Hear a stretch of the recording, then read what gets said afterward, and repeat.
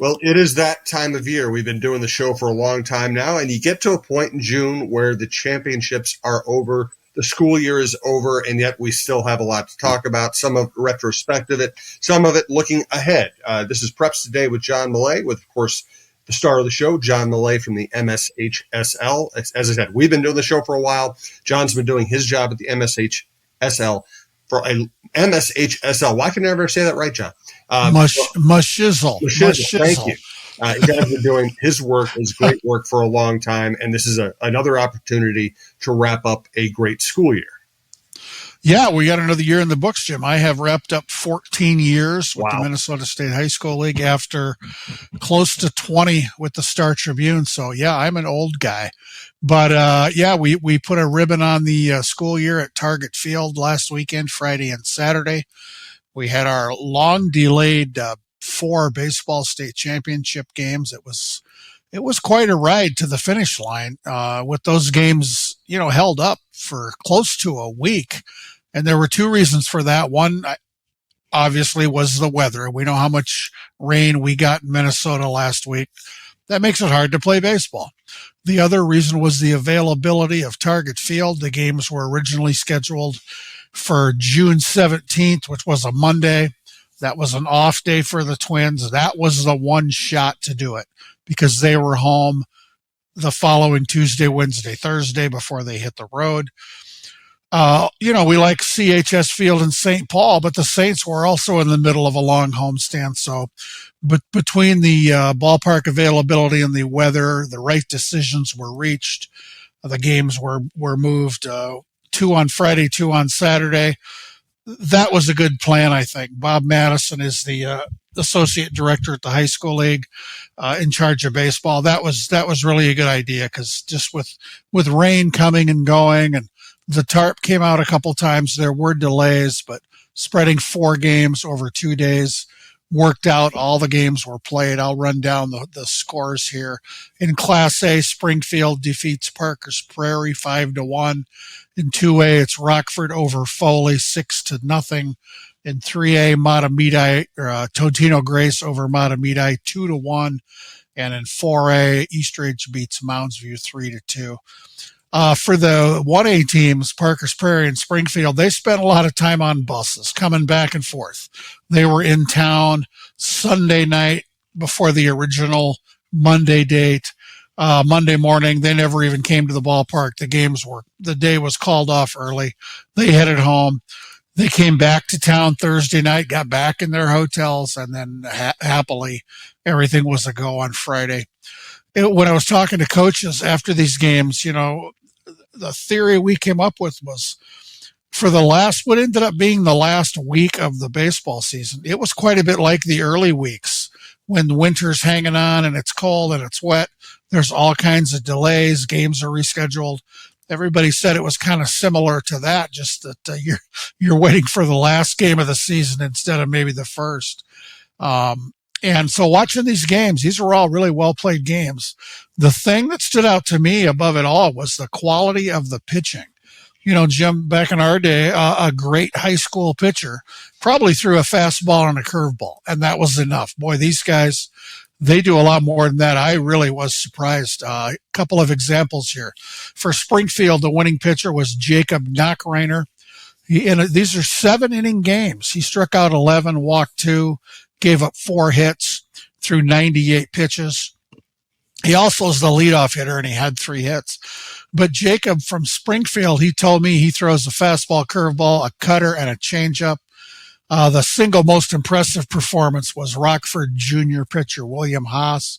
He had a perfect game through 5 2/3 innings against Foley, finished with a 1-hitter. Kid struck out 13, didn't walk any, 89 pitches. Only 3 balls were hit to the outfield. That was dominating. I asked him, what pitches are you throwing? So here's the list. Fastballs, changeups, curveballs, sliders. He kind of racked his brain. He said, I threw 1 split-fingered pitch. I don't remember which inning it was. So that's a 5-pitch mix for a high school kid. And here's another great little twist. So William Haas from Rockford, he's got another year left of high school. He's already committed to the University of Tennessee. The winning pitcher for Eastridge was Max Arlick, who just graduated. He's headed to Texas A&M to play baseball. And anybody who followed the College World Series knows the two teams that played in the final. Tennessee beat Texas A&M. And look at this, two kids from Minnesota are going to be pitchers at those two programs. So high school baseball in Minnesota is pretty darn good. It's funny. I had a conversation with somebody, I can't remember who it was, maybe somebody from it was either a writer from out of town or a sports fan from out of town. And they're like, how does Minnesota produce decent baseball players? And, and it doesn't happen very often. I said, well, there's a little section in St. Paul that produced Jack Morris, Paul Molitor, Joe Mauer, and Dave Winfield. And also, Matt Burke and a few others. But 4 Hall of Fame baseball players basically, could have played on the same Sandlot team if they had all been the same age. So it's not commonplace that great players come from Minnesota, but it does happen. It sure does. And I think we're in kind of a spurt right now where we've just got some great talent in baseball. No doubt about it. That's really cool stuff. Yeah. All right, John, what do you want to talk about next? Yeah, we had one special moment at the baseball championship games that I wrote about on John's Journal. I don't ever remember, seeing this before. This was Rockford. They're 3 outs from their state title. They're on the field for Foley's last chance to hit. So you got William Haas, the pitcher we mentioned. He's warming up. The infielders are throwing the ball around. The third baseman, Patrick Binabos, after the warm-ups were done, he kind of slowly walked toward the pitcher's mound. And William came down from the mound to the edge of the mound. Those two kids just hugged for 2 seconds, maybe 3 seconds before the first pitch in the 7th inning. Those two guys just hugged. And I don't know, sure, they're all hugging each other after you win. But as I wrote, quote, it was as strong a moment as I can remember in watching thousands of games in lots of sports. It just struck me, and I easily could have had my head down. I could have been talking to somebody. I just happened to see it, and it was really powerful. So I asked William about it after the game, and he said, quote, he and I worked together all winter. We were in the weight room, throwing, hitting together every single day. So this was just kind of the culmination of all the work that we put in. And obviously the other guys doing their jobs too were really good friends. So just being able to share that moment with him is incredible. And here's a little postscript on that. After I posted the story, I received a very nice phone call from William's grandma the next day. And she was almost in tears. She was thanking me for recognizing that moment. I mean, how neat is that? I got a call from grandma. That's pretty awesome. That's fantastic. And, I cover a lot of Major League Baseball, and I've covered Major League Baseball for a long time, and you dabbled in that as well. Yeah. And I think one of the great developments in the world of baseball is we've gotten away from the stoicism of old Major League Baseball where, the most emotion you were allowed to show was to shake, until the championship was won, was to shake somebody's hand. No smiling, exactly. No gesticulating, no celebrating home runs, and now, and I think in part because just our society's changed, in part because there's so many Latin American players and they always have shown emotion in their countries and in Major League Baseball. Now we're at a point where these guys celebrate every hit, and I like it. It's great. I like it when somebody gets on first base and they show the close-up of the first baseman and the runner, and they're patting each other on the back and they're smiling. You didn't used to see things like they might have still said the same things to each other, but they weren't openly smiling and having fun. And it's just something has changed, and it's good to see. Yeah, no doubt about it. I agree. All right. We're going to get to your summer plans. First, we want to let everybody know this is Preps Today with John Millea. This is part of TalkNorth.com. We're coming to you from the Aquarius Home Services studio, and we want to thank our longtime sponsors, Pizza Barn in Princeton and Beta Bay Boat Club. Also let you know the best way to listen to this show or any show at TalkNorth.com, and we got a lot of great shows. Please subscribe to your favorite podcast app. It's free for you. It's the easiest way to listen. It's also good for us, and we do appreciate it. So let's start off by celebrating the GOAT for us, which is Pizza Barn in Princeton. That's for sure the greatest of all time, Jim. And people, you're going to have to hustle if you want to get that June pizza of the month. We're running out of days here. It's the Big Boar Bourbon Pizza. Comes from a partnership with Big Boar Barbecue Company in Hanover and the Pizza Barn. It starts with the Pizza Barn's famous homemade crust. There's nothing like it. They add Big Boar bourbon sauce, burnt ends brisket, flash fried Brussels sprouts. They top it with freshly shredded mozzarella and bacon crumbles like everything at the Pizza Barn. It's available for dine-in, takeout, take and bake, or delivery. And there are always new things at the Pizza Barn, and the latest is freshly made pasta salad in containers in their cooler for you to take home. And again, if you want to book one of those Pizza Barn food trucks, we talk about them all the time. Go to pizzabarnprinceton.com, click the food truck button. That'll get you started. Another great resource is the Pizza Barn Facebook page. Our friend Jody Stay does a great job updating that page all the time with menu changes, specials, lots of great things going on there. So thanks to Jody and everybody on her crew at the Pizza Barn in downtown Princeton. Yes, thank you, Jody, as always. All right, coming up, John's summer plans. We're going to thank a ref. We're going to get to John's most valuable teammate. But we also want to hear about Beta Bay Boat Club at a great time of year for boating. Beta Bay Boat Club offers a limited number of season-long memberships in our private club and half-day or full-day pontoon boat rentals on Lake Minnetonka. Members have the opportunity to play on luxurious pontoon boats as well as a variety of well-appointed deck boats, speedboats, and offshore boats. Our daily pontoon boats are deluxe, custom-built boats with many amenities and comfortable seating for up to 14 people. Beta Bay Boat Club, Country Club Boating, 24 years in business and voted Minnesota's best 3 years in a row. Please visit us at betabayboatclub.com for more information. We look forward to welcoming you this summer. All right, John, so what are your summer plans? Yeah, we are in the throes of summer, Jim. I came home from the baseball games at Target Field. That's generally the last assignment for the school year, but I've got summer things I do. We've talked about this the last couple of weeks. Right now, I'm focusing on my top 10 favorite stories from the past year, my top 10 favorite John's Journal stories, along with 5 honorable mention stories. I've got those 15 stories picked. I've got the 5 honorable mentions. I'm still placing the top 10 in order, and we'll talk about those stories in the next couple of weeks here. Meanwhile, I am taking some time off. This isn't technically time off, but I'm headed to Boston here shortly for the annual summer convention of the National Federation of State High School Associations.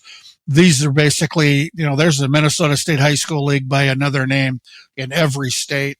Iowa has 2 of them. They have one group for boys sports, one for girls.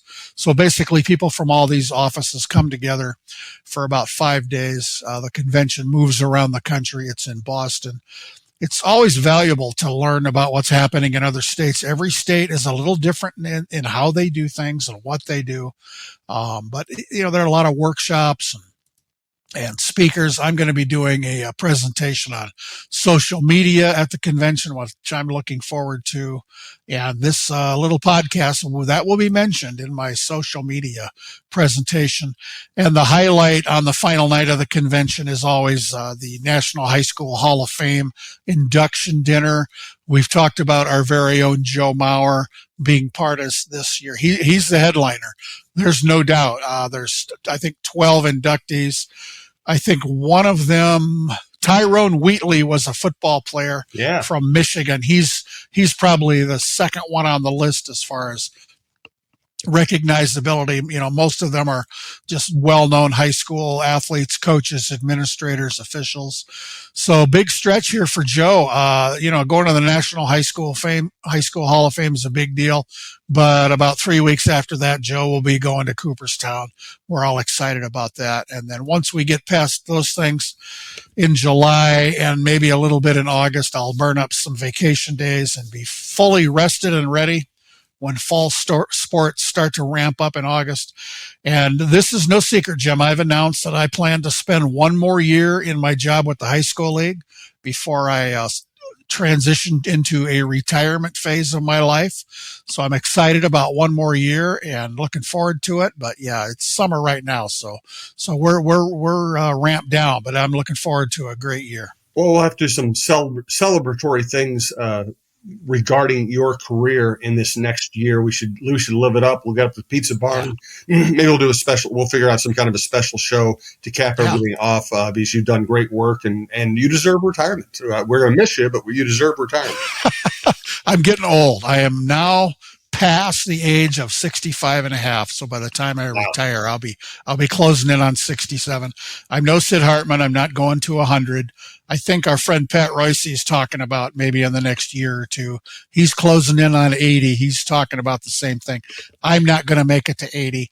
My health is relatively good. My wife's retired. We've got things we'd like to do and have more flexibility to do. So, and I'm not going to be a stranger. I'm going to be wandering into high school events. There's no doubt about that. So it'll be great. But in the meantime, this next year, I'm really excited. Yeah, well, we're excited to have you hear all your stories for at least another year. Let's get to two of our common touchstones on this show, trying to reward the right people. Let's first of all thank a ref. Yeah, it's interesting with the baseball delays at Target Field. It impacted everybody: media, fans, coaches, kids, and the umpires. After one of the games on Saturday, I called Marshall Behrens. He's a friend of mine from Rochester. He was on the umpiring crew for the 1A game. During the 2A game, I got a hold of him. I called him. He was driving home to Rochester. I wanted to get an umpire's perspective from all these changes. You think you're going to work a game Monday, you end up working a different game on Saturday. So it's interesting. Marshall was kind of like those 1A teams. He was in town Sunday night. His in-laws live in Burnsville. He was ready to go Monday morning for a 10 a.m. game, but like those teams, he never came to the ballpark. Everything was called off. So he drove home to Rochester, put on a suit and a tie, and went to his job at Mayo Clinic, and then was back here later in the week. And he's a great example of someone who does so many things. He works sports year round as an official. I think he told me this was his 4th baseball state championship game. He also has championship game experience in softball, football, and basketball. So let's thank Marshall and all the umpires who did such a great job at Target Field. We have 3-person crews for these games. They were exceptional. And let's thank all the officials all year in every sport, every activity. None of this happens without them. We just love to highlight them, spotlight them. I want to just take a moment here and thank a very young ref. This is somebody we've met, Jim, at one of our remote shows from the Pizza Barn in Princeton. Our friend Jeremy Peterson and his son Isaac, they came to say hi at the show, which was great. The other day, Jeremy sent me a photo of Isaac, who's now 13 years old, working as an umpire for under 10 baseball. Wow. Jeremy wrote, quote, "Thanks for encouraging kids and adults to do this. He's having a blast in a sport he loves, and all the coaches and parents have been very complimentary to him." So there's a 13-year-old working as an umpire for younger kids. That's fantastic. I was just so thrilled to see that. So thanks to Jeremy for letting us know about that, and go Isaac. That's phenomenal. That's great stuff. I love the fact that you've always highlighted that as part of this show. It's so important, and we have gotten a lot of great feedback on that from a lot of people. That's a very specific example of great feedback. Right. All right, let's wrap up today's show with John's most valuable teammates. Yeah, this is the weekly award at the high school league. We have ended the awards for the school year, but we got a little lag here. We're going to wrap them up here over the next couple of shows.